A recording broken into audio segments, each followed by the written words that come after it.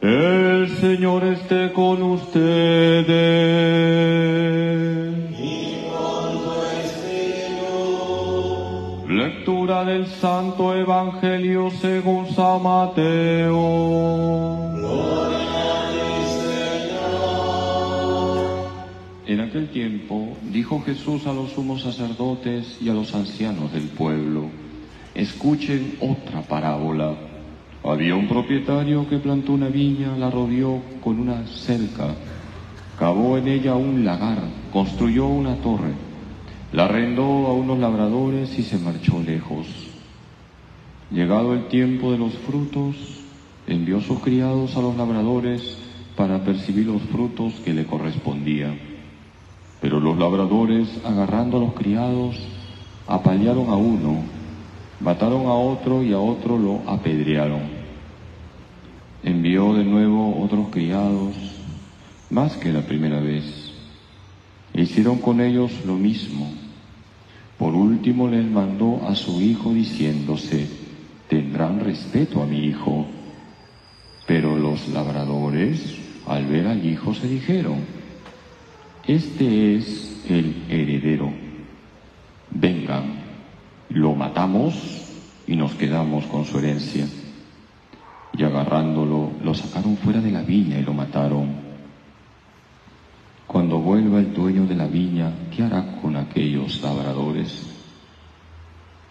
Le contestaron: hará morir de mala muerte a esos malvados y arrendará la viña a otros labradores que le entreguen los frutos a su tiempo. Y Jesús les dice: ¿no han leído nunca en la Escritura: la piedra que desecharon los arquitectos es ahora la piedra angular? ¿Es el Señor quien lo ha hecho? ¿Ha sido un milagro patente? Por eso les digo que se les quitará a ustedes el reino de Dios y se dará a un pueblo que produzca sus frutos.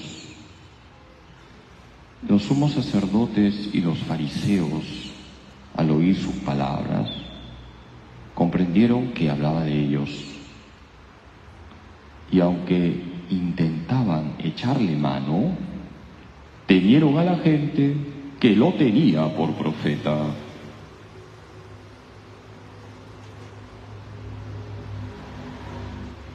Palabra del Señor.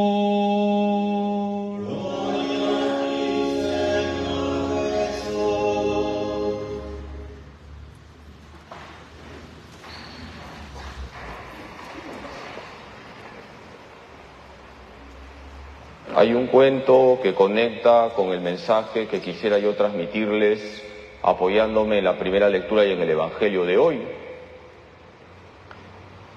Es el cuento de la luciérnaga, el gusanito caritativo y el sapo envidioso. El gusanito caritativo le decía a la luciérnaga: qué bonita eres. ¡Cuánta luz das! Te felicito. En cambio, el sapo envidioso odiaba a la luciérnaga. Y un día este sapo escupió su veneno sobre la luciérnaga. Y la luciérnaga, antes de morir, le dice al sapo: ¿por qué me has escupido? ¿Por qué me has envenenado? Y el sapo le dijo: porque das mucha luz, y eso no lo soporto. Queridos hermanos, la envidia es un pecado capital. Ya les he dicho qué significa capital. Viene de caput, que en latín significa cabeza. La envidia es cabeza de otros pecados. Hemos escuchado en la primera lectura la envidia de los hermanos de José. Los hermanos de José le tenían envidia y fíjense lo que hacen con él: lo venden a unos ismaelitas. Primero querían matarlo, Luego reaccionan, pero terminan haciéndole un mal a José. Y en el Evangelio Jesús nos ha contado la parábola de los viñadores asesinos. Y esa parábola va dirigida a los dirigentes religiosos que le tenían envidia a Jesús. Si nosotros leemos los evangelios, y hay que leer los evangelios constantemente, encontramos que uno de los pecados que tenían los fariseos era el pecado de la envidia. Dicen los evangelios que los fariseos, por envidia, decían que Juan el Bautista tenía un demonio. Dicen los evangelios que los fariseos, por envidia, decían que Jesús era comilón y borracho. Y si ustedes leen los Hechos de los Apóstoles, y hay que leer ese libro, en Hechos 13, 45, se dice que cuando los fariseos, cuando los judíos veían que los apóstoles predicaban y la gente los seguía, se llenaban de envidia. Queridos hermanos, hay que luchar contra la envidia. Y les pregunto, ¿cuál es la virtud que vence la envidia? La caridad. Les invito a leer el himno de la caridad, 1 Corintios 13. En 1 Corintios 13, 4 se dice que la caridad no es envidiosa. Hay una gran diferencia entre la caridad y la envidia. La caridad se alegra ante el bien del otro. La envidia hace que yo me ponga triste ante el bien del otro. La caridad forja una verdadera amistad. La envidia hace que yo vea al otro como un enemigo. La caridad busca el bien del otro. La envidia busca el mal del otro. Santo Tomás de Aquino, en la Suma Teológica, va a hablar bastante de la envidia. Y va a decir que la envidia es la madre del odio. Queridos hermanos, estamos en Cuaresma.